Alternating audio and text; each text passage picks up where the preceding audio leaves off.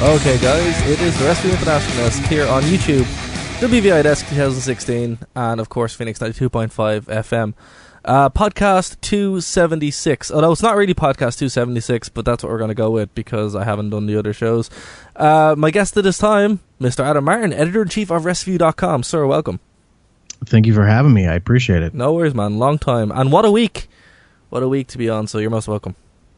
Yeah, there's always firestorms in the wrestling industry, so we have plenty to talk about. It was quiet for way too long, and then it just exploded. And I we were supposed to record this last Sunday, but after Bound for Glory, given the fact that Bound for Glory, there was talk that it wasn't even going to happen. I was like, no, let's just wait and see what happens. And boy, did something happen today, or it may have not have happened. And these, of course, are the rumours with TNA being bought. But before we get into that, let's just talk about where everything's going with the website, what happened, what's going on, because there's lots of confusion, Adam, and I wanted to get you on to talk about it. So the platform is yours. Yeah, well, I guess we should have been. I should have been kind of more out there in terms of kind of addressing things. But basically, to make a very long story short, we've been hosting the International Desk content on the old WrestleViewRadio.com server, which is where we housed all of our VIP content from 2009 to about the end of 2014. And we've kept that website up. We've kept basically renewing the hosting and the domain and stuff. And we basically, for the last 2 years, have left that VIP content out there so that at some point, if you were a member, you could log in and listen to, old shows. And we had, archives of pretty much the only thing we didn't have an archive of was the first 6 months of Wrestling News Live shows. Right. But we had everything up there. So if you were a member at any point, even if you signed up and didn't renew, you could still jump in and get the content. Cause that was just our way of saying hey, if you missed something, you wanted to go back or whatever. I added a poll on Facebook a few weeks ago saying hey, do people still go and hit this? And a lot of people said they didn't. And so we were kind of at this crossroads of we're paying for hosting that we're not using necessarily. Like we are for the International Desk, but it's not super cheap. And if we're not going to be using it, we could kind of shift those resources in different places. So what we're going to do is, and I've talked to you about this, I have no problem hosting International Desk shows on the podcast feed that we do for Trey and Adam and for WrestleView Live now, which is a new podcast we started doing recently. I'm still trying to figure out things with the Trey and Adam show because Trey is just insanely busy. So we've been trying to figure something out there. But for now, we've been doing WrestleView Live shows. But I'm 100% comfortable with housing your content on there. So if people need because a lot of people tell me they subscribe to podcast feeds, whether that's through iTunes or through RSS feeds or I have a app on my phone where I just subscribe to RSS feeds of podcasts and download shows and listen to them when I can. So you're going to be posting these shows on YouTube. We'll be posting them on the SoundCloud, which is what people already subscribe to anyway if they get our podcast content. So we're going to slowly get this figured out and get the content pumped out there. And then we didn't lose any of the content. I have backups and everything, and we'll figure out stuff with the websites and the hosting and as that goes. But this will be kind of like a quick fix. Exactly. It's just an awkward situation at the moment where it's kind of we probably should have seen it coming at him, but we just didn't. It's that'll be fine. But and it was a temporary because it was kind of a transition where we were shutting down the VIP section. Exactly. But you were still doing your show every week. So we were well, it seems silly to just, we might as well just and we didn't want to just 100% kill the VIP site because there were people still going to the website and accessing shows and stuff. So it made sense for us to continue doing it. The problem is we're 2 years in and we're not using that anymore. So we kind of need to prepare for the next step. So for now, we'll keep things going, and you'll always have a way to get access to this show, whether it's on SoundCloud or through an RSS feed or something like that. So the one that's active now will probably be going away, but you have all the shows, I have all the shows, nothing's lost or anything like that. So we'll we'll get all that content back out there once again. Yeah, like we still have access to all the backups anyway. All the shows are still there. There's a few others that aren't. That's why I'm just kind of rebooting it here at like 276, just to keep track of everything. Yeah, it's just one of those situations where we had to kind of just roll with the punches. And, as I said, I threw up a thing saying, look, this is how much it is. If you guys want that, it's there. If not, we'll find another way around it. But at the moment, it's just temporary fix.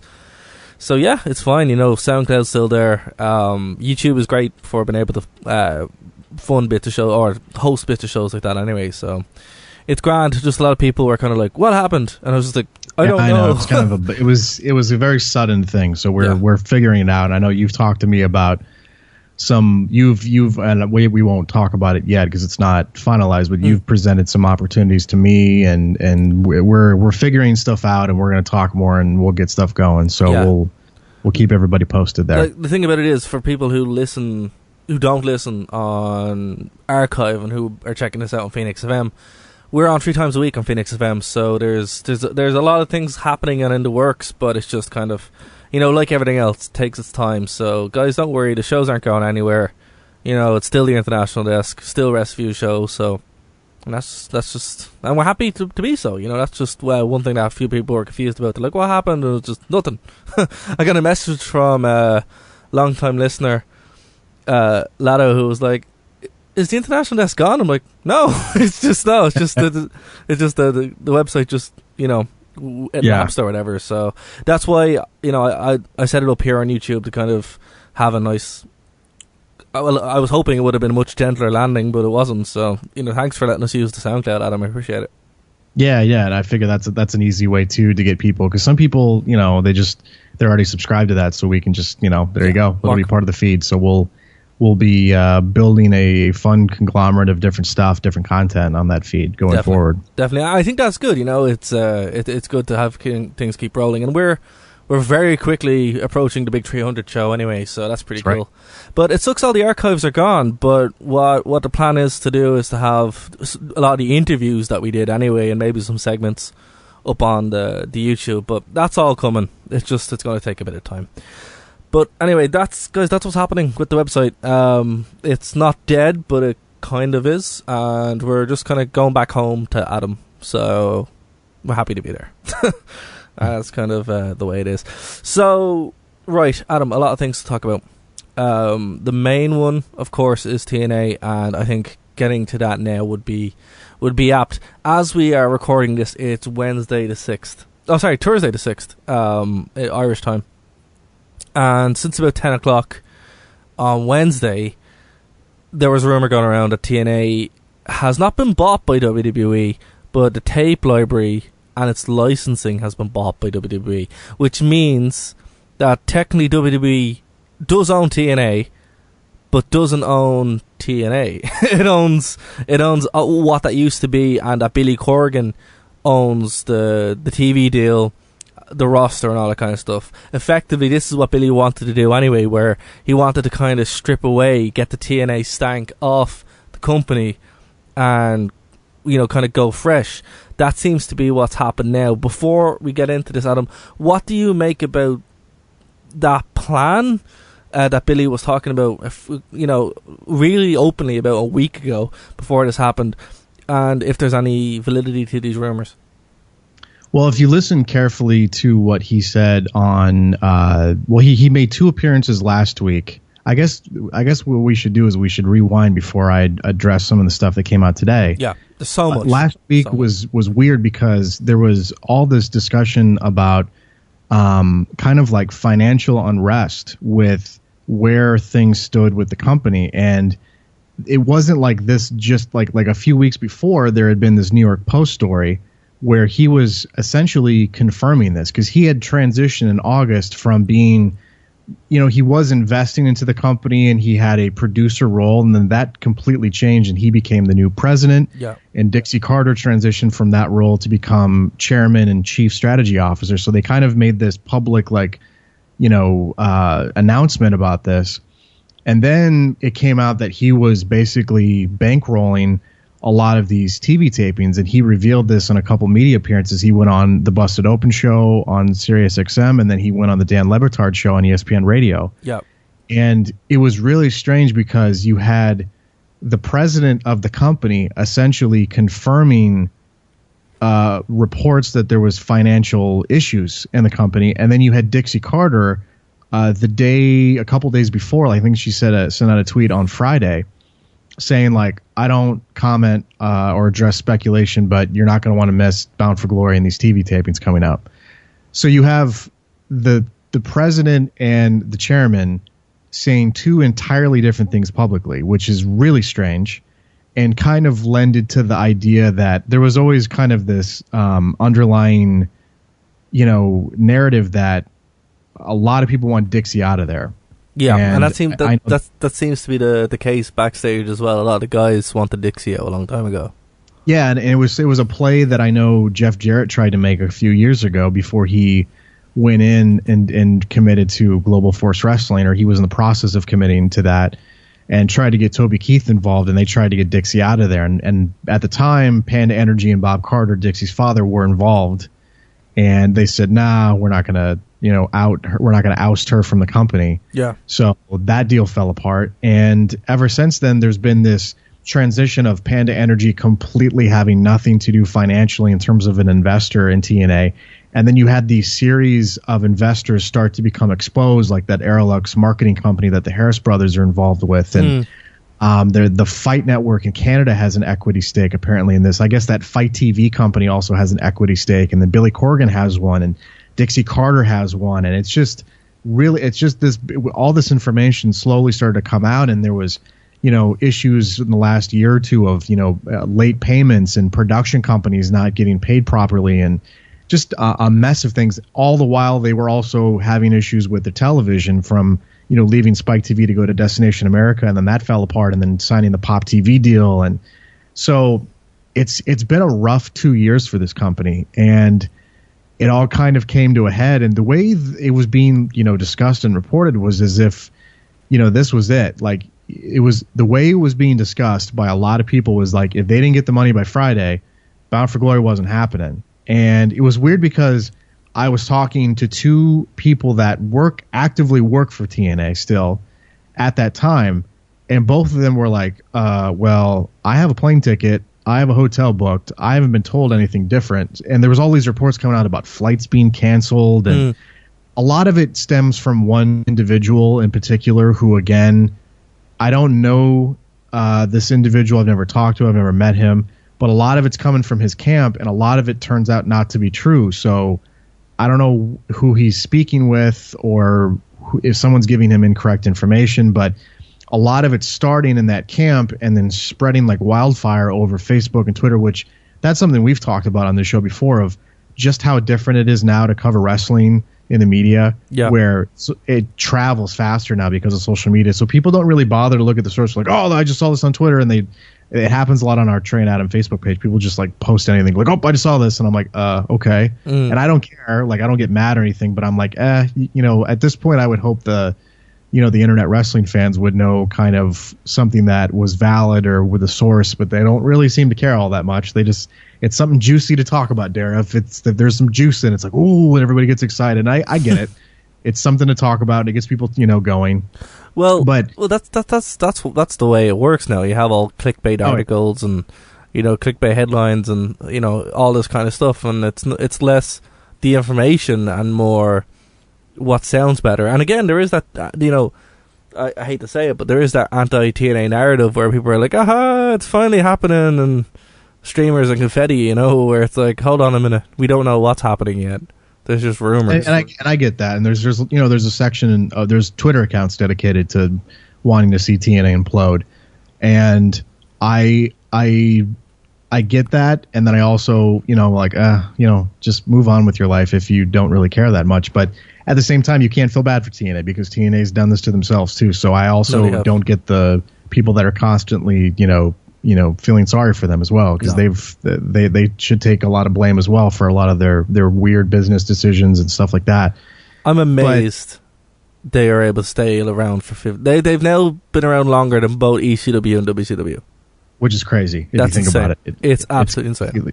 It's very, very crazy. So I guess and I'm just getting a little off track there, but going into the pay-per-view, there was two different narratives being set, one by Billy Corgan, one by Dixie, but they ended up getting enough financing. The New York Post was a little I don't want to say they were off base, but well, I guess they were a little off base. They were constantly acting as if WWE, and you were saying it in your introduction, that WWE was trying to purchase TNA. That has never been the case. No. What they have had interest in is the tape library, because there's a lot of people now on their roster that started in TNA. I mean, the current world champion AJ Styles, Samoa Joe, Bobby Roode, Eric Young's in now, Austin Aries. There's a ton of guys now. Yeah, and also their past talent as well. There's past talent that jumped, and that now they could get footage of that. So that was always a possibility and was on the table. And I had heard so much about, oh, that was in play. Oh, it's not in play. Oh, that's in play. Oh, it's not in play. So it's very back and forth. And those are discussions that no one's really going to be privy to unless someone outright says yes and stuff like that. So, and Billy Corgan addressed those rumors head on, literally on ESPN radio, saying, like, I haven't been made aware of Vince McMahon is involved, but he goes, if he was, I would hope I would be informed because I have an equity stake in this company. But it was weird because there was all that stuff and a lot, and then the show went on as scheduled. Basically, what I was told by two people on Thursday, Friday was exactly what happened. So there was all these rumors about flights being canceled, and and people were just like, dude, I haven't heard any of that. So I don't know if this was a little people. I know when I was talking to a couple people about this, they were kind of feeling like this was a ploy to try to boost interest for a pay-per-view that had no buzz to begin with. And that's a possibility too. I would not be surprised, because to be honest with you, one of the reasons why I watched the show was because I was expecting it not to happen. Exactly. So, and if that really was an idea that they set forth to try to boost interest, they did a good job of it because a lot of people were talking about it. But I was very hesitant to really. I got the answers I needed to get, and I was content with that, and I moved on. Whereas a lot of people were just sitting in that spin room of just like, oh, it's so. So the show went on as scheduled. They're taping TV all this week, which is going to get them through, I believe, through the month of December on Pop TV, that's an insane amount of television to be. So they're taping essentially 3 months of television in the course of like 5 to 6 days. So that's a lot. That's a lot, of television to be taping. So, and it's going to hurt, the storylines of a few, like Drew Galloway has a legitimate injury, but he's not going to be able to wrestle in a couple days. So he's essentially not going to be actively wrestling on that show for 3 months, but potentially, unless they figure out a way around that. So that was the case. And then today, before we did this podcast, we did this show, there was this report that came out that said, it wasn't a report. It was Justin LaBar who said, okay, WWE's buying the tape library and Billy Corgan's going to own TNA and that's it. And as soon as that came out, of course, I got flooded with emails and text messages and stuff on social media. So I contacted the same people, and literally those people within minutes got back to me and said, it's not true. So I don't know. And no one really does know. And what was interesting was the person that was the source, again, for kind of starting the wildfire also said, I don't know. So this is that problem. We're in this environment of people using the term, this is what I've heard, and I think, and then strong possibility. And it's like, okay, this is why it's hard sometimes to be in this. I was going to call it field, but you don't usually run with stuff unless you have a pretty firm confirmation. Like, and that is just not the case in the wrestling media. People just run with shit and hope it comes true. That's true. That's actually the best way of putting it. The only thing about it is, the only kind of source that you'd have, like legit source, is the one from the Ross Report, where he said that reports of WWE buying the TNA video library. He said that right now they are in talks and that a deal is imminent. That's about it. And you know what? And if anybody's going to talk to anybody, it's Jim Ross, because they will actually answer his phone call or text most likely over somebody like me or anybody else. I mean, that coming from him, that has a little bit more validity. Yeah. And I'm not trying to demean Justin LeBar, because I don't know him, and I know he's a pretty popular guy in his circles, and he seems to be doing a lot of stuff. But I just, sometimes I'm just like, oh boy, it's maybe not the smartest thing to be tossing that out there if you don't absolutely know for sure. And I think that's that culture of like, we have to be the first ones to get stuff out. Yeah. And I'm out of that business. I am on team, let's get it right instead of wasting people's time. But I think people like speculation. They like juicy rumors. That's how this culture of wrestling websites started. Yeah. And I don't like it, but a lot of people do, and it gets a lot of clicks. So I understand why websites will run with stuff without double checking or making phone calls or sending texts, or at least making some kind of an attempt to get it right. I just don't do that on WrestleView, and I would hope people would follow suit, but that doesn't make things juicy and interesting. So I get it.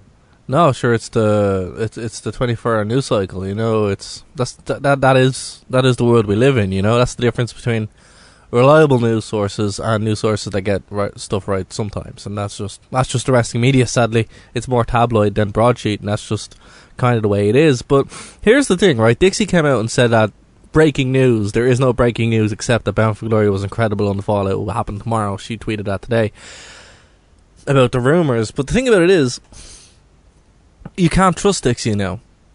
She has actively been shown to be twisting the truth in the past couple of weeks on the build up to this whole thing going down. So she's saying one thing, Billy's saying another thing, 400 guys are saying other things, and all I know from myself, we talked about this before I went on air, that the channels that I would use to get sources from TNA, they're just not answering anymore. So the PR company aren't answering anything either. It's just complete media blackout, and that's where TNA is. It's in shambles. Yeah, and the people that do work there aren't always 100% privy to every backstage decision, and a lot of the time when stuff does come out, the wrestlers find out from the internet, not from people in charge. So that's true. That's true. Yeah. So a lot of people that I would talk to are straight up with me. Yeah. And if they don't reply, I know something's probably up. Yeah. And most of the time they don't. They always get back to me. But if there's that small, like for a while there when this stuff was going down, I was not getting responses. So I was like, there must be something maybe to this. And then reaching out a couple more times, I did get some responses, and I was able to clarify a lot of things that were being tossed out there that just weren't true. But it does, and essentially from what, and if you just listen, all you have to do is listen and read the stuff that Billy Corgan's been saying publicly for many weeks now. He has a vision of where he wants to go with the company. He wants to have majority ownership. He doesn't want to have an equity stake. He wants to have full ownership, which means no Dixie, no Aerolux, no Fight Network. I mean, maybe he keeps some of those entities involved, but he wants to definitely set his own kind of tone for it. And he talked about that on ESPN Radio about, fully understanding, where WWE is in the, the grand scheme of things, but wanting to take TNA in a direct, and most likely maybe dropping that name TNA, which I know is something he had suggested for a long time as well. So maybe essentially we could be in a position, and I hate to be overly speculatory about this because it just wastes people's time, but we could be in a situation where if they do indeed sell the tape library to WWE, we have a complete rebranding, no more TNA, and then this will be the new vision of Billy Corgan and his vision for professional wrestling. That's what I can see. And, if this deal is legit, which, at the moment now, it could be or it couldn't be, and when you guys listen to this, something else could happen. But that's what I think will happen if there is any kind of sale, because a lot of people are going, oh, what about TNA Invasion? Stop it. The TNA Invasion is already happening. AJ Styles is your world champion of WWE. Adam, come on, why do people want that?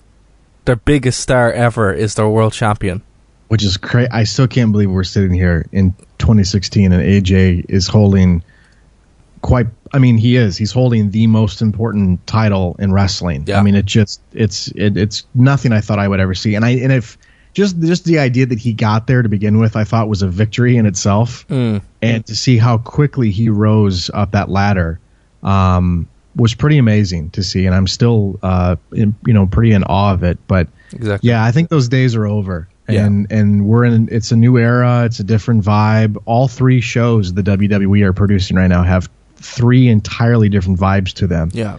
So it's different now, but it will, essentially be the death of TNA, even though Billy Corgan is committed to, going forward with his vision of what it should be. So it'll be, interesting to say the least if that's what ends up happening. Yeah, like if that's what ends up happening, TNA is pretty much finished anyway. Like that's it. TNA, Impact Wrestling, whatever name with the fact they had 2 names was ridiculous, but that whole thing will be also done. Silly. Like I remember Josh Matthews when he signed with them trying to like justify or explain that. Yeah. Doing a really poor job of it. Yeah, it does not make any sense.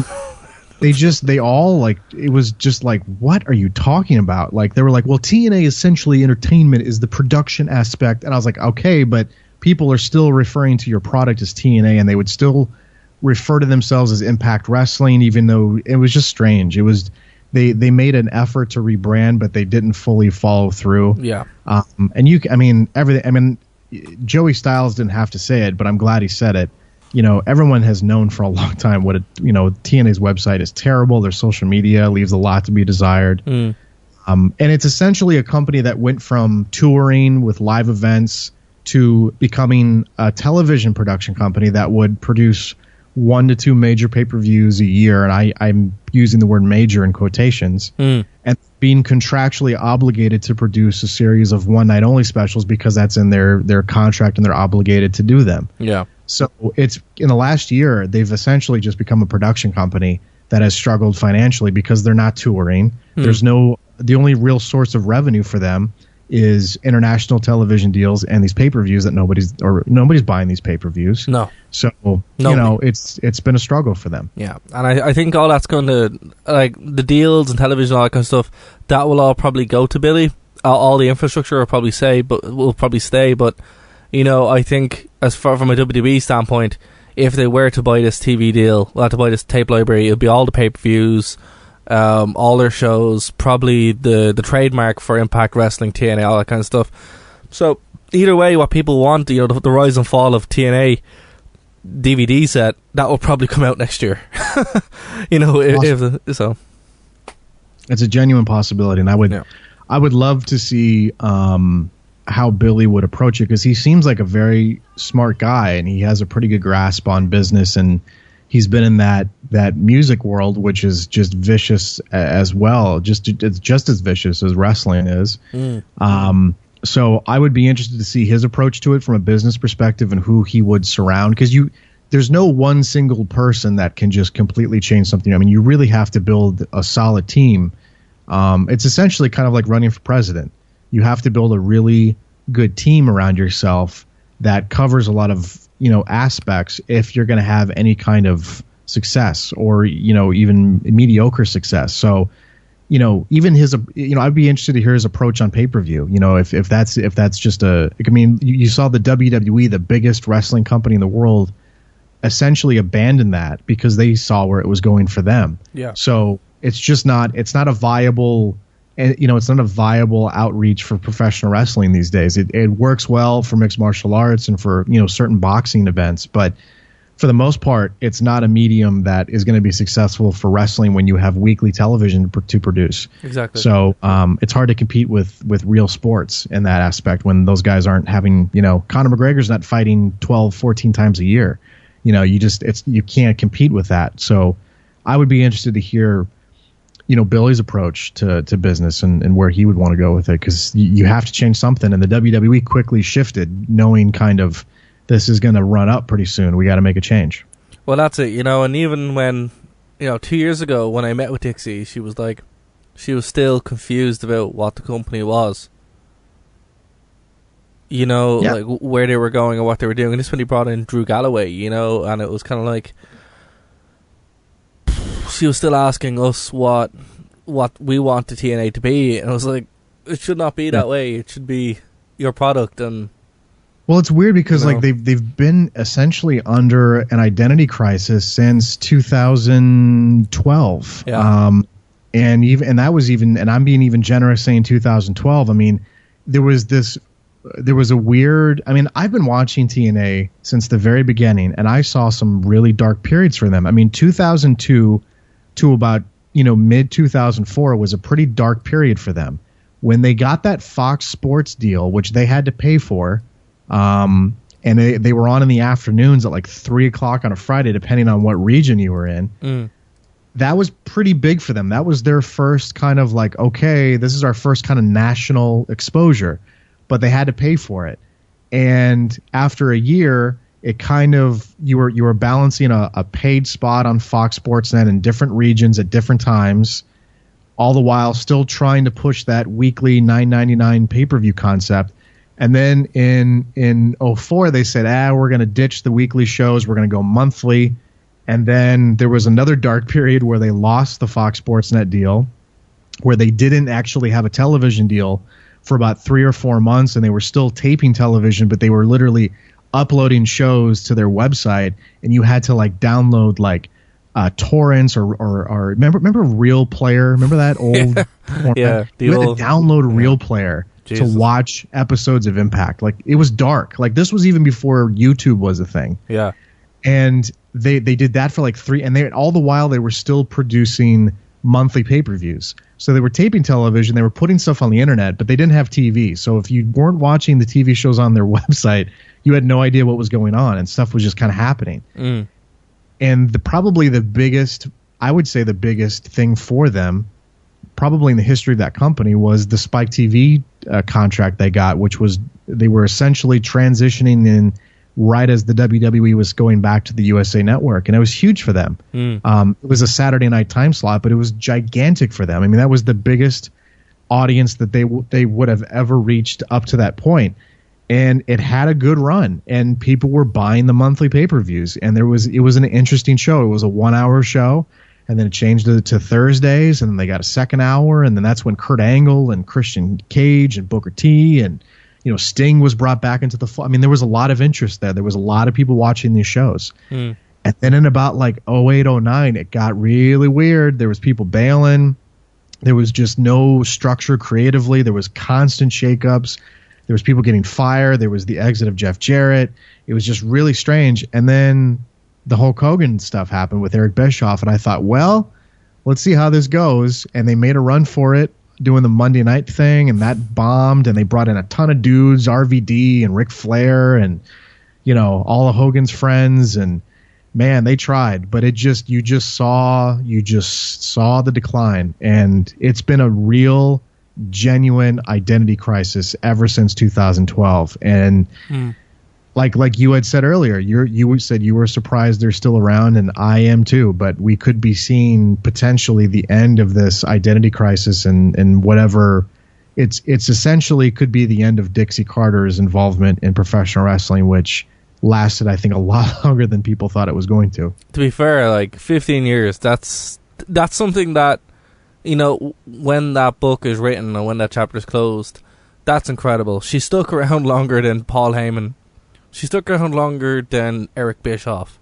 She's names who have changed the business. She still managed to maintain a company. Nobody knows how she did it, but she managed to do it. Money. Keep in mind, she had a lot of funding. I mean, that was one of the things that helped Eric Bischoff too. I mean, he had a lot of funding, but he also had the reins pulled. He also had to answer to people. I mean, he had to answer to a corporation. That's true. And Dixie kind of did, but at some point that money did. They kind of said, we're out of here." Yeah, and Paul Heyman had that. I mean, yes, he had some handshake deals with Vince, and there would be exchanges and stuff, but he wasn't financially prepared for that TNN situation. So and I think maybe you're saying the identity crisis in 2012. I would say even sooner. As soon as Eric Bischoff and Vince and Hulk Hogan came in, that's when TNA changed into. Any progress they made was gone then. It was this weird transition where they were going into being WCW Light. It just didn't work, and ever since then they were trying to claw back something that just wasn't there anymore. And I hate to be like super negative because I think that happens a lot when people talk about TNA, but I've always given them credit. They grew really fast in a short amount of time. I mean, the weekly Wednesday thing I thought was a struggle for a while there. I mean, there was some bad shows. Like, I don't care what Trey and JSK would say when we did Wrestling News Live back in the day. That show sucked for a long time. I know that those guys were dying for an alternative at the time because they were not WWE fans. They were hardcore WCW guys. Well, that's what it was. So that's what for them.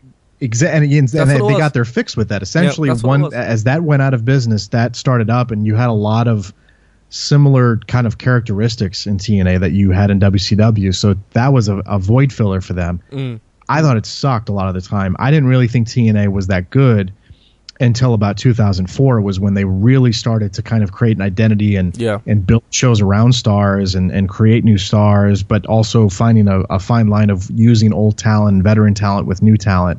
Exactly. It was a lot of it was Scott D'Amore and Dusty Rhodes booking that actually I liked the most. I mean, Scott D'Amore gets criticized a lot, but I did like his booking a lot better than a lot of what the other guys would do with it. And Dutch Mantel was heavily involved at the time, and even Jeff Jarrett as like the focused, the central character. I thought it was great. Was really good. Yeah, exactly. It was very, very good. But they usually don't get enough credit, and I do give them a lot of credit for starting as small as they did in Nashville to then getting that Spike TV deal. I mean, that was a pretty big deal, and I was very impressed with that. And I remember going to one of the pay-per-views during that dark period where they didn't have TV and talking to like Spike TV people at a bar, and they were just kind of like, the deal had already been signed, so it wasn't like I was helping or anything, but they were just kind of like asking like, so what do you think of this, and kind of like the landscape. And I was as honest as I possibly could be.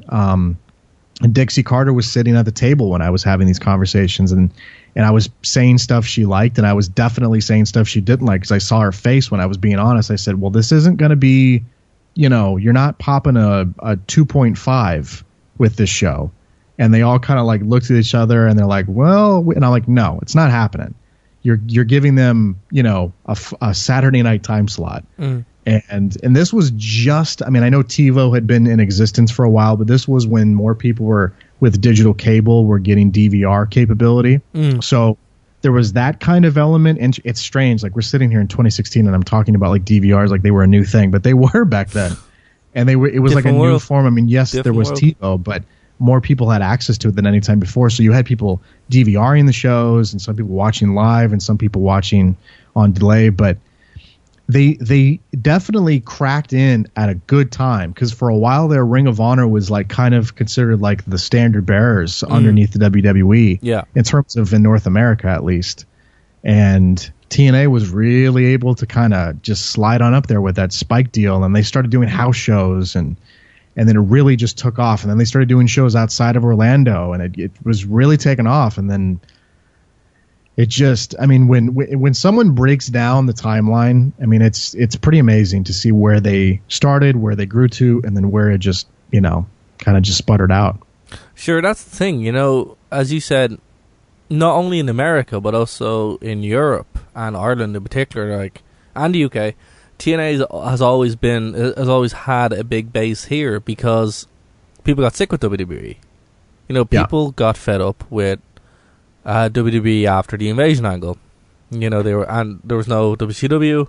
A lot of people left, and particularly 2003, 2004, 2005. That was the reign of terror. That was a very dark period for WWE. And then, as soon as John Cena came along in 2007, you start having the TNA hardcores. Yeah, there was a massive transition within WWE at the time. I mean, I always try to zero in on that 2005, 2006 era of wrestling between the WWE and TNA, because there was a lot of interesting things. I mean, you had John Cena at the top of the card. You had Edge kind of flirting with the main event scene of WWE. And then over in TNA, you had essentially Kurt Angle coming in and then just running roughshod. I mean, there was already kind of there was a system kind of already in place before Kurt Angle got there. And Samoa Joe was a big part of that. And AJ Styles and Christopher Daniels and Jeff Jarrett, and America's Most Wanted. And then Kurt Angle kind of came in and, took out Samoa Joe's undefeated streak. And then he was kind of, ushered into that situation. You had Christian Cage coming in, Booker T, guys like that. That's when you had a kind of an influx, and it was going to get like, oh boy, what are we doing here? It was a little too much. But you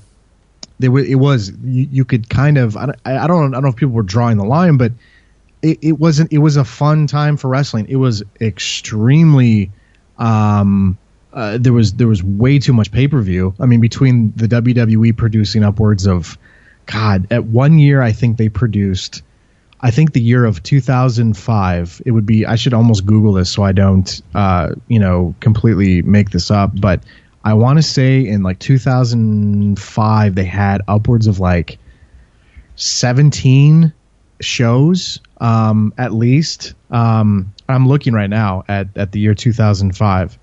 There was, let's see how many shows there were and this was the pre ECW era, because ECW, it was, okay, I was right then. In 2006, just for context, Dara, there was 2 shows in January. There was a show in February, 2 shows in April, 1 show in May, 2 shows in June, 1 July, 1 August, September. From October 8th until December 17th, there was 5 shows. Jesus. I mean, there was so much. What is that? 1, 2, 3, 4, 5, 6, 7, 8, 9, 10, 11, 12, 13, 14, 15. There were 16 pay-per-views from the WWE in 2006. A lot of them were not good.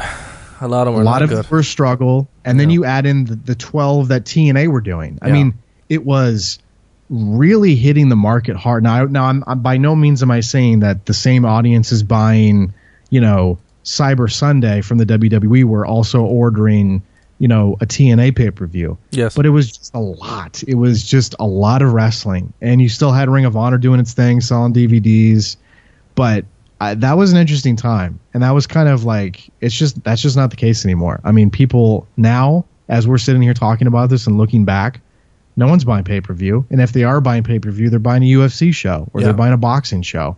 The WWE Network has completely changed that whole mindset of pay-per-view. I mean, everything is now at your fingertips. You can watch a live special live, or you can catch it on delay, or you can fire it up anytime you want now. I mean, you literally can watch a WWE pay-per-view however you see fit. There's no sitting down on a Sunday night and having to watch it live at that moment. It's just a different world. And it's the same reason why I get annoyed when people are comparing television ratings now to 10 years ago. I mean, it's just silly. It's just people consume content so different now in the last 10 years than they ever have. So it's just different. And it's interesting to sit here and look back and see where TNA was, where they grew to, and then where it's kind of, I mean, we're just essentially sitting here talking about a company that is obligated to produce a show a week on Pop TV and the occasional pay-per-view. That's it. I mean, there's no touring. I'm assuming some people are buying merchandise, but it's just it's a shell of its former self. That's it. And it's been a shell of its former self for a very long time. But now I think finally the door is closing, the chapter is closing, and if people want that TNA fix, guys, we got it. WWE, the SmackDown in particular, SmackDown has become a very, very strong substitute watch for NXT. TNA. NXT's filled with TNA guys. Exactly, and I think WWE, it's weird, WWE has kind of become good TNA, but with better production values and, less of the nonsense. But I never thought I'd say those words. I never thought I'd say those words. But it's insane. So, if more news breaks, we'll throw up something here on the YouTube channel. But for the moment, that's TNA. The book seems to be closing, and either way, the company's done. But I tell you one thing, I am looking forward to that DVD, the Rise and Fall TNA. It's going to be hilarious, because that Rise and Fall WCW DVD was an absolute hack job. Oh, you didn't like the Rise and Fall of ECW? No, the Rise and Fall of WCW.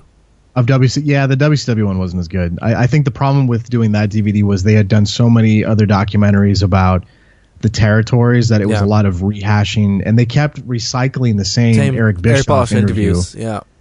and that's why I liked when he did that that new documentary with them in the last year. Yeah, it's really he was finally able to address stuff. Yeah, different topic. They just kept using the same footage of Eric Bischoff from like some Raw taping in 2002 and just recycling it for like 10 years. It was embarrassing. Yeah, it really was. It was. It's almost emblazoned in my brain. I've seen it so many times now. It's just kind of like, yeah, he's just sitting there, old Raw 2003. It's like, great, you couldn't even spring to bring in Eric Bischoff, but no, it's I just thought, while the ECW documentary was more fair and balanced, the WCW documentary was purely to put it down, and Vince never was able to get over the WCW thing. I don't think he has that much hatred for TNA. But it'll didn't even really know what. I've always remember this quote. And he passed away a little. I think it's close to 2 years ago now. But Joe Schmo, who used to be a writer for the WWE, I had him on a podcast on WrestleView one time. He's best known. It's a random fact, but there was an episode when they used to do the guest stars on Raw, and John Lovitz was hosting, and they brought a guy in the ring to pop his eyeball out. Right. That was Joe. Really? Wow. Yeah, that was Joe. So if you randomly remember that, it's on YouTube. If you just type in like John Lovett's eyeball guy or something, it'll come up. But I had him on a podcast, and it's on that Trey and Adam SoundCloud account. If nobody's ever listened to it, I posted it the day I found out that he passed away suddenly. He told me vividly he was backstage in gorilla position with Vince when TNA was attempting to do live impacts on Monday nights against Raw. And they did fire up the show on a monitor back there just to kind of see what was going on. And Vince McMahon referred to TNA as TNT.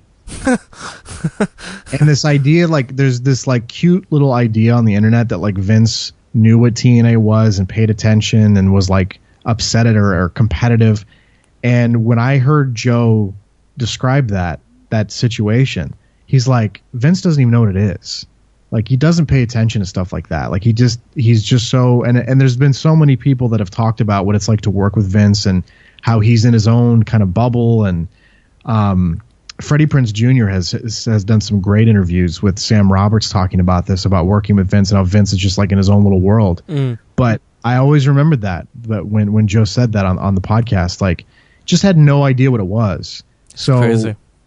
It just wasn't on his radar, and I don't think it still is to this day. And I think if there's value there for the tape library, just so they can produce stuff for guys that used to work there, then he'll go for it. But by no means is this like a hostile takeover of trying to bring in talent and stuff. It's just like, no, I know the TNA diehards really want that to be true, but it's just not. No way. It's not a thing that's going to happen, particularly in this day and age. But we'll use Freddie Prinze Jr. as our transition point to WWE.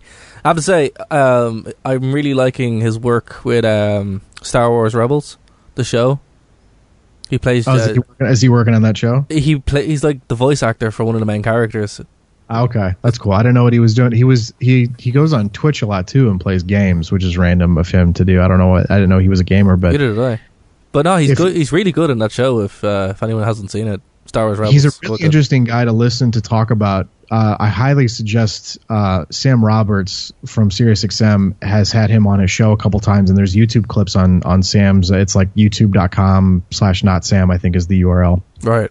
So if you just type in Freddie Prinze Jr., you can.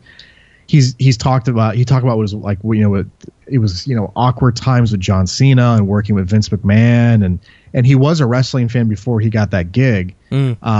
So it's weird to see someone that you've kind of seen in the context of like Hollywood and Hollywood movies and stuff. Yeah, understanding wrestling. It's like when I hear Billy Corgan talk about wrestling, like he can just sit there and talk with you like you would talk with a wrestling fan. So it kind of catches you off guard. You're like, wait a second, why does Billy Corgan know about this, or why does Freddie Prinze Jr. know that? But they are wrestling fans at heart, and they both are well, Freddie's no longer, but he was pretty heavily entrenched into that world. Right. And now Billy is. And Billy has been for a long time. He's just now more so than ever. Well, that's the thing, Billy Corgan, I've known for a long time he's a wrestling fan. Freddie Prinze Jr. is still strange for me because, you know him in one way and he never really had that kind of connection. But, the stuff with WWE was what it was. I'm a big fan of his work on Star Wars Rebels, so right on, you know. It's cool that these guys can do multiple different things, and I think that is kind of the world that we're in now, where you can kind of do several different things instead of just being known as the wrestling guy. And it's kind of, I feel sad for Chris Jericho, because it's what Jericho always wanted to do, and he never really had that success. He always had to go back to being the wrestler, you know. But don't say that to him or criticize his band, or he'll block you on Twitter. Oh, really? Did you get blocked? Yeah, I reviewed his last album for Planet Mosh, and he blocked me on Twitter. Because you didn't like it? Oh, it sucked. It was terrible. Except for that ABBA cover. That was a really good ABBA cover. But, you know, I like Fozzy, just that particular track, that particular album was dire, and he wasn't happy with it. It's funny because, like, I had an opportunity to go see Fozzy live, like, an hour north of me, and I was kind of thinking, I was just like, and I am into metal music, and I could sit here and talk metal with you, like, all day, which is hilarious. You're talking about, like, you know, people being into different stuff. Like, we could sit here and do a whole podcast on metal music. We should. Just the same way we do about, you know, wrestling. But it was weird. Like, I had an opportunity, and I was just kind of like, I don't know if I want to. I don't know if I didn't want it to, like, ruin Jericho for me a little bit. Not that, like, Fozzy sucks or anything, because the Fozzy has done a couple of good songs, but I don't know if he, like, it just expected them to, like, light that metal world on fire. Like, he's a genuine fan of that music. Yeah. I love to hear him talk about it. Like, he's always interviewed. He's always on a ton of metal documentaries, and he's very knowledgeable about it. But it's just like this idea that just because he's knowledgeable about it and smart about it, I'm just supposed to like his band and think everything he does is cool. Like who... Like, just to get mad at somebody, like, I've had a lot of people tell me I suck. They think I'm a terrible podcast host. They think I'm a terrible writer. They just think I suck. They'll go at me on Twitter for no reason. But, like, I would never just be, like, so angry at that person that I'd want to, like, just block them unless they're being, like, really vicious for no reason. Yeah. You know, but you weren't being vicious. You were just giving an opinion. It was crazy. It was just literally a review. But the funny thing about it was how I found out I actually was asked to review a Fozzy show, like 2 weeks later, and I was like, oh, I'm blocked, so what do I do here? But luckily one of my friends' bands were opening for them, so I just spent a review talking about them. How was the show? Was it any good? Oh, my friends' bands were great, but Fozzy were terrible. Is it just hard to get into it because he's not? Because I don't think he's a very good singer. I think he's okay. No, he's not. But I don't think he's like this very, like, amazing metal singer. But he comes out with the jacket, though. He brings the jacket with him. Yeah. And I'm like, oh, okay. He I don't know. It's like, I think he does do some pretty cool covers. I will have to say it, though. I will have to say it. Like the first album they released, where he did all the covers, they were actually quite good. I thought he did an actual better version of Stand Up and Shout than Dio did. You know, which is some people freaked out over. But no, I thought that's my opinion. But as far as his own stuff, I think when he's in his range, it's great. But and a lot of the songs were quite catchy. It's just whatever that it was about that new album, all the songs off it, even in a live context, were terrible. Because the reason why the gig was bad is not because he was a bad singer or they were a bad band. It's just because the songs sucked. They were worse live. So it sucked. And I've liked a couple of, like, I was at, like, a bar one time and a Fozzy song came on. And it was one of the newer ones. I can't remember the name of it, but I was like, oh, you know, and I was like kind of watching and looking around, and some people were just kind of like, and sometimes that happens at a bar, like the ambiance of the song almost gets drowned out by everybody talking. But I don't know, it's just, I never really got into Fozzy, but I know he's always kind of gone back to wrestling and then goes back to Fozzy, but I don't know if that's really going to be like I think, like, you know, outside of his terrible fake podcast pauses where he has to take, like, a break and do a sponsorship where you can tell where the audio cuts of when he's interviewing somebody and then going like, okay, Dara, that's really interesting and I really want to talk about that next, but right now I need to talk about MeUndies because MeUndies, it's just like, wow, like, you just totally ruined the flow of the interview. Yeah. And I wish a lot of podcast people would do sponsors and stuff at the beginning and at the end instead of, like, smack in the middle. Like, I know why they do it, because they know people are listening and they can sneak it in, but it doesn't work. It just ruins the flow. But I do think he's good at interviewing wrestlers and you know, people that are not in the industry either. But yeah, I just never really got into the band too much. I have to say though, he is one of the only good things about Raw recently that I like. Him and Kevin Owens, you know, where the whole drink it in, man. Yeah, and he's been that was my biggest issue with him the last couple of years. Like when he would come back, like he was just a dude. Yeah. But now he's actually having a good time, and he's like really, I don't know if he's like reinventing himself, but he's definitely making it so that it's entertaining, and that's good. And so I do think some of the stuff that he's done with Kevin's been pretty good. Well, let's talk about it. We're a couple of weeks out from actually before that, I loved the breakdown that you and Hunter did on the CM Punk fight. It was really good, and if anyone hasn't checked that out, do. It was great to hear Hunter talk again. Whenever he comes back, you're like, oh, Hunter's talking again. It's awesome. But he's so dialed into mixed martial arts right now, and just has no interest in professional wrestling. Like it's like you can hear it in his voice when he's talking about MMA. He's just not interested in wrestling. But what? Not to rehash old ground, but real quick, what do you think about the CM Punk fight? Well, my biggest issue with anything with I'm not a big fan of the fan base's kind of the cross pollination, if that's the best way to put, if that makes sense. Of like, I remember when Brock first started to fight in the UFC, and there was a lot of like pro wrestling dudes that just didn't know anything about fighting, right, at all. Like they didn't know anything about boxing. They didn't know anything about like you know a lot about jiu-jitsu. Like I know some, but I wouldn't come close to understanding it mechanically the way you do. Right. Can you imagine someone trying to break down a Brock Lesnar fight that has no idea what that sport's about? Like that's what was happening. True. Right. That's not good. It was very alarming to me, and I was kind of like, but there was a big difference. Like I put up with it, and I was like, oh my god, okay. But then I would just turn it off. I just wouldn't listen to it because I would know that. Like I could tell within about a minute if someone knew what they were talking about. The problem with the Punk situation was that these people showed up again and just had no idea what it takes to fight. Just no idea. And I think that they thought he was just going to stroll in and do pretty good. And I remember watching the documentary that they were pumping out, and even seeing footage a little bit before that. And I said this on the podcast with Hunter about working with Duke Rufus and in Milwaukee, and having to be shown how to properly throw a punch and throw a jab. Like he wasn't like boxing, like the boxing 101. The first thing you have to learn how to do if you're going to be hitting a heavy bag is to learn how to actually punch correctly. And anybody that doesn't know how to actually throw a punch, their first instinctual thing is to just kind of like throw a punch, but it's almost like they're landing sideways. Yeah. You need to properly turn your fist. And when I saw Punk not doing that right away, I went, oh no. Yeah. And when he was learning just the basic jab snap and wasn't picking it up, oh boy. Yeah. And that's just one element, Dara, of that sport. That's just one element. And that was completely taken out of the equation when he fought Mickey Gall, who can take guys down, and he's still new to the game as well. Yeah. Like that was it. He's only a 24. Yeah, he's a legit brown belt. Yeah, he's still growing though, and he's still learning. And I just didn't understand. Like I gave Punk a ton of credit for doing this at his age because he was crazy. There's no reason why he needed to be putting his body through this. He's a millionaire. He was essentially retired. He was a retired millionaire that could live comfortably, start a family if he wanted to, and call it a day.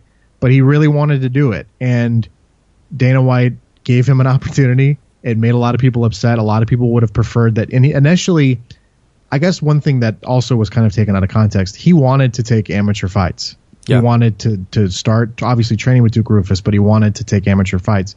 But Dana White presented the opportunity, so he took it. And you can't get mad at him for taking that opportunity when it was presented to him. Probably wasn't the smartest idea, especially with how it turned out. But from a business perspective, oh boy, did that help that show. The main event was phenomenal with Stipe destroying over. Well, I wouldn't say destroyed. I mean, he almost got destroyed as well. But that main event with Stipe and Overeem was amazing. Definitely. But the draw that, I mean, if you look at the buy rate, I mean, it's not officially out yet, but you can tell that there was genuine interest in the Punk thing. It bothered a lot of people in the MMA industry, and I get that. But I don't like the cross-pollination. I don't like the blurring of the lines between pro wrestling and mixed martial arts, because it shouldn't be there. I mean, I know there's elements of the presentation that look similar, but it really shouldn't be there.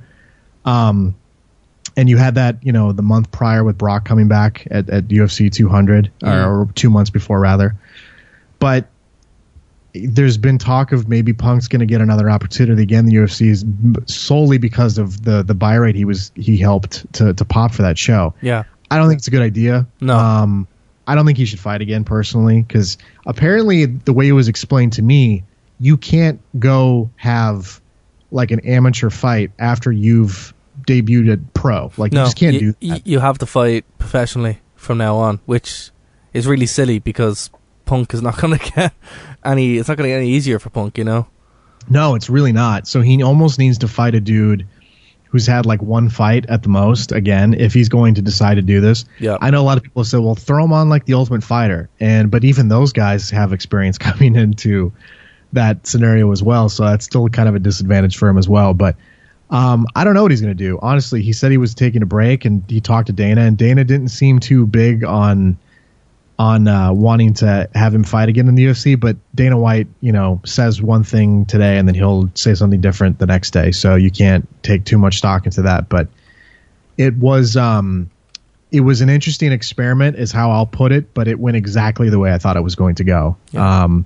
And he did survive a little bit longer than I thought he was going to, but it was a disaster. And I couldn't believe guys like Daniel Cormier saying like, oh, he didn't look that bad. And I was just like, oh my God, he looked terrible. It was 100% one-sided fight. He didn't do anything. It was painful. It was absolutely painful, and that's the only way to put it. Like, I was watching it. Fair enough. He was in there for, he held up okay, but his face, it looked like he'd been fighting for years. And there was that cold reality of like, there was a lot of. I remember when he was doing interviews and talking like, if I can put together a couple wins, maybe I could, go for the title. And I was just like, like, you just don't say stuff like that when you haven't even shown you are a capable fighter to begin with. Like, if he went in there and he maybe lasted a round with Mickey Gall and maybe went to like a second round and got like submitted, or, even if it went down in TKO fashion the way it did in the first round, maybe people would have been like, okay, it didn't go as terrible as I thought it, but like literally it went as bad as it possibly could have gone for him. Like he showed some semblance of defense, a little, but it wasn't enough to like really super impress you at the same time. So and again, he went in there, he literally did one of the riskiest things you could possibly do, which is volunteer yourself to go out in front of thousands of people live in Cleveland, and then millions potentially watching. Well, not potentially. You factor in the people that watched that live and then watched it on like Facebook or Twitter, like people adding clips of it. Like millions of people watched that. Yeah. And you set yourself up for loads and loads of ridicule. Like, can you imagine what his @Twitter mentions were after he lost that fight? Yeah. I saw it. Dude, I saw it. It was cruel, but to be fair, he knew what he was going for. He made a pretty penny, but still, man, I respect him for it. I don't think it's a good idea. But if it's kind of like, I'm in the situation now, I'm a Dallas Cowboys fan, and the quarterback who's injured again, Tony Romo, was out a majority of the season last year with collarbone issues, and then like 2 or 3 games into the preseason, he suffers a serious back injury, and he wants to come back again in a couple weeks. Like, everyone's like, okay, you need to retire. Like, you need to call it a day. Like, this isn't working anymore.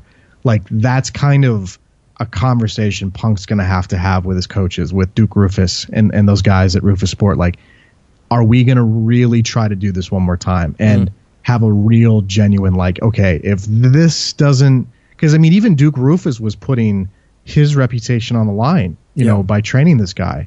And I don't think it tarnishes anything Duke did as a both as a fighter and a coach, because he was given this opportunity. But it doesn't seem like a good idea. But it seems like he's pretty determined to want to, go ahead and do it again.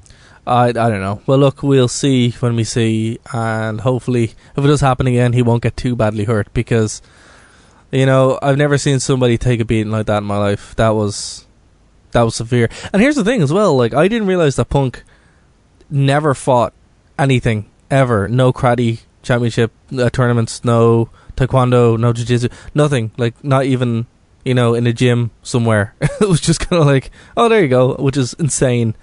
I mean, absolutely, he did have sparring fights in training and in his camp, but those guys aren't going 100%. I mean, they're definitely doing things to the way it's always been kind of described to me. It was like it's a self-esteem booster a little bit. Yeah, like, look, you have guys who you like when you're training. You know the guys you're fighting with. You're not gonna take some guy. You're not gonna take your mate's head off. With a spin kick. You're gonna kind of just spar back and forward. But when you're fighting somebody legit, he's gonna try to take your head off. And you know above anybody else. I mean, you can talk about this more accurately than I can, but the amount of, I mean, you literally have to learn as a human being what it's like to be humbled when you learn jiu-jitsu. Like, you just, like, these guys that go to gyms and just lift like giant free weights and think they can just beat somebody up. Those guys have never been humbled the way you get humbled training jiu-jitsu. I have to say, man, the scariest thing in my life,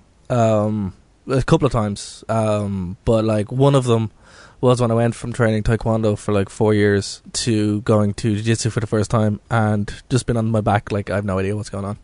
It's terrifying. It's scary. I've done it a couple times, and at the speed at which stuff will happen to you when you are still kind of learning is amazing. And the same thing happens when you're learning how to box.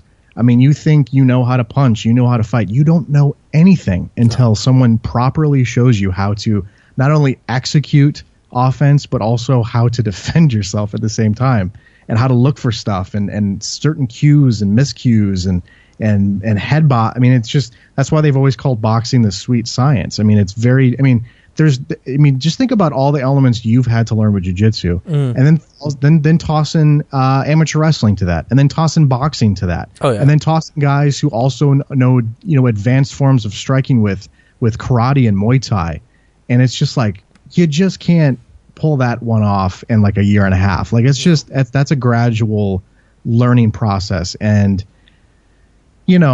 Batista fought a dude a couple years ago that almost dropped him, and that was, again, pretty telling of where his skill level was at. I mean, he was fighting basically an obese guy that knew how to box, though, and that's what's scary about that. If you are in there with somebody that maybe isn't in the greatest amount of shape, but my God, if they know how to box, I mean, you can tell just instantly when you're in there with somebody. If they know how to box, you're in trouble, and it's not good. And it's that feeling, that gut sinking feeling, and it's the same thing that happens with jiu-jitsu, of just that panic of like, wow, and you need to feel that. You need to be humbled. Yeah. And unfortunately, there's a lot of tough guys out there in the world that probably watched that Punk fight. Were like, how could I handled myself? And then and they just don't know what it's like. And that was I was so conflicted when I watched that fight, because a part of me was just like, man, my heart goes out to the guy, because he did everything right. He went to a really good camp. He got humbled in training. But then the other part of me was just like, he probably should have saw this one coming. And the fact that he didn't was a little surprising, but he was I don't know if you saw the post-fight. I did. It was tough. Very emotional. Yeah. And that's the humbling right there. Like, if anybody needs to understand what I'm talking about, or what Dara's talking about, watch what CM Punk was like after that fight. That's incredibly emotionally humbling for these guys. Yeah. And I don't know if he was ready for that. And that's the risk of doing what he did. So I give him a ton of credit for doing it. I would never take that away from him. I just don't think it's a good idea to continue it. And just to finish up there, that's something that he should have, had in the gym like 2 years ago, that experience. So, instead of in front of the world. And I think that's what Punk did, he and you could even tell Duke Rufus, like, did you hear what he said before Punk walked into the cage? No. Right before, it was right during Punk's entrance. And it was, you almost couldn't barely pick it up. But he goes, drop him with a right. Oh, no. And so he followed exactly what was going on, yeah. You literally see Punk. Now, granted, Punk's following the directions of his coach. True. You listen to your coach. Yeah. And you see him just charge full bore at Mickey Gall. And I've heard Mickey Gall talk about this after the fight was over. He goes, well, I was initially preparing for him to come out slow and maybe try to exchange with me. Yeah. He goes, but the direct opposite. He came freaking full bore at Mickey Gall, and Mickey immediately goes, "Oh, I see what's coming. Bam, done. Takedown. It's over." Fight was over then. As soon as he took him down, man, that was it. Oh yeah, that was it. And it was just like, as soon as that happened, I was like, oh no. I mean, again, my heart goes out to the dude, and he did. I mean, that's a humbling experience to put yourself through as a human being. A lot of people don't know what that's like. People that have obviously played sports and competitive things have gone through that emotional, heartache. But man, it's different. This is not a team sport. I mean, that's why mixed martial arts is the most unique sport on this planet. It is not a team sport. I mean, it's your decision making, and it's tough to watch sometimes. And that was a tough one, but I don't know. He seems determined, like he wants to try it again. I'll watch. I'm always going to watch, but I don't know, man. I don't know if it's a good idea. Yeah. I don't know. I just, if anything, I hope he bounces back and goes to wrestling again or something, but I don't think that's happening. I think he's mentally, when he re-upped and was doing like those Comic-Con appearances and was talking about like how he was going to be retiring a lot sooner than people thought, that dude was mentally checked out. He was checked out before the Royal Rumble. He was checked out before he got injured. He was checked out when they gave him the biggest title in that company. That's a good point. I mean, he never looked into it. He was mentally on his way out before that Chicago match with John Cena. I mean, he was just out. Yeah. So he just happened to work himself into a really smart contract and a really good deal. But I don't know. He seems like one of those, and maybe again, even he said this. He's like, I know you never say never in wrestling, but I don't know. He seems like one of those guys who's so stubborn that he would just be like, no, I'm not doing that. That's true. But I can say that. I can say that. You never say never. But it's involved in another form of wrestling. Maybe not with Vince. Maybe like Ring of Honor or something. Yeah, but he's never going to TNA. No, I don't. I don't think now. I think that'll just hurt him more. I can maybe see him Ring of Honor or Japan or something, but not WWE until he's like another 20 years and he wants to go into the Hall of Fame. But you'll have to wait and see. But speaking of which, that's the other thing too. I kind of wanted to ask you too here before we wrap up. This idea that like, if this really does go down the way it does go down with Billy Corgan and TNA and rebranding, like it's still gonna, like, people are still gonna look at it like TNA. Like, even though they probably still call it TNA. Exactly. Like that's gonna be another obstacle he's gonna have to fight if this does go down. Like, I'm thinking about like how a guy like Punk would never go to TNA. Like just no interest. But if Billy Corgan takes over and rebrands but it's not TNA, people are still gonna look at it like TNA always. And because it's probably going to be filmed in Universal Studios still, if that's what they end up continuing to do. It'll still be on Pop TV. It's just going to have that stank on it for the rest of its existence if that's what ends up taking place. But I was just kind of thinking about that, of like, yeah, maybe it'll be different, like a different name, but people are always going to call it TNA. Well, here's what you do. You do what WWE did with the Cruiserweight Classic. You change the way it's shot. You change the way it looks. You change the presentation. You make it its own thing. You don't make it TNA with a different name and a fresh coat of paint. Because that obviously doesn't work. They'd have to find some way to make it. Just look at Lucha Underground. Lucha Underground is like nothing else in wrestling, because it's not really a wrestling show. It's the show that kind of stuff happens and some really good wrestling's on it. It really is like the definition of a wrestling soap opera. But I think Billy's that's what he needs to do. He needs to really make sure that you have some of the stars here, maybe change their name, change their gimmick, a complete overhaul. Because man, I didn't even think about that.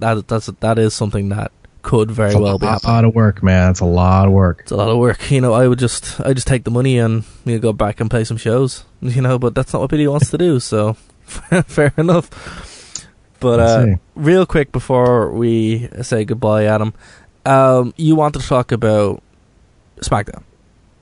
Oh yeah, it's a great show. I don't really have a lot to say. I had to eat crow because a couple weeks ago, before it was shortly before Backlash, I was like, man, I don't know about this. Like, people were calling this like the better show, and at the time I thought Raw. It was right when Kevin Owens became champion and Triple H came back, and I was like completely blown away at how well executed that angle was. Like, really, like, I was like, wow. Yeah. Like, it was really well done. And then there was this like like as soon as Backlash was over with, it was like all of a sudden they're like, oh, okay, we got this. Don't worry about it. And SmackDown is just a really good show.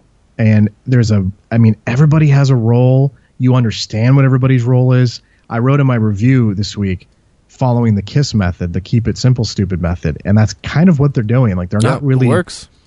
And I was talking to Jason Amico about this, about how Raw has always been kind of like, well, who's in charge? Oh, we have a problem with Stephanie, or we have a problem with Mick, or a problem with Triple H, or it's just always about who's in charge is what that show's about.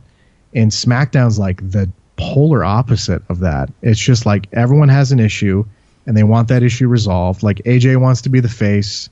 John, man, he wants to get that 16th title because he wants to be in the same conversation as Ric Flair. Yeah. But Dean Ambrose is like, I don't want this dude here.